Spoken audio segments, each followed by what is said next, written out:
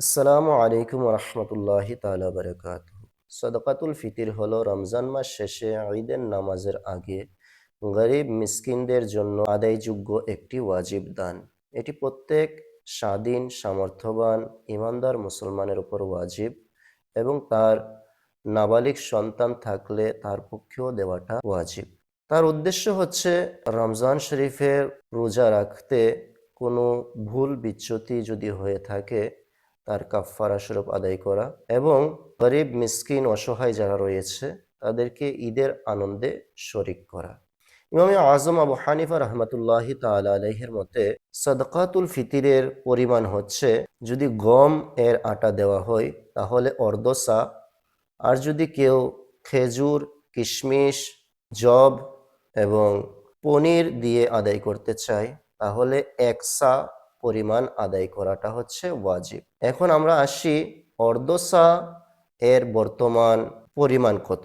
অর্ধসা এর পরিমাণ হচ্ছে ফতোয়ায়ে রেজবিয়া এবং বাহারে শরীয়তে এসেছে এক সা এর সর্বোচ্চ গণনা অনুযায়ী, যার পরিমাণ হচ্ছে ৩৫১ টাকা, এবং অর্ধসা এর পরিমাণ হচ্ছে ১৭৫ টাকা ৫০ পয়সা।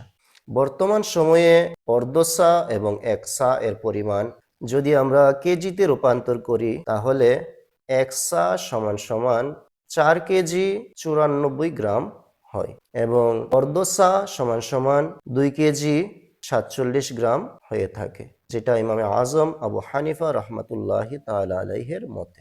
এখন কথা হচ্ছে সাদকায়ে ফিতির কে আদায় করবে এবং কে গ্রহণ করবে। আদায় করবে ওই মালিকে নিসাব যাকে আল্লাহ সামর্থ্যবান বানিয়েছেন, স্বাধীন বানিয়েছেন, সেই ব্যক্তি আদায় করবেন ওনার পক্ষ থেকে এবং ওনার পরিবার পরিজনের পক্ষ থেকে। যদি নাবালিগ বাচ্চা থাকে তার পক্ষ থেকেও সেটা আদায় করবেন এবং সেটা গ্রহণ করবেন যারা গরিব, মিসকিন, ফকির, অসহায়, দরিদ্র, মুসাফির এবং করজদার, ওই ব্যক্তি সেই সদকায়ে ফিতির গ্রহণ করতে পারবে এবং শরীয়তে তাকে গ্রহণ করার হুকুম দিয়েছেন।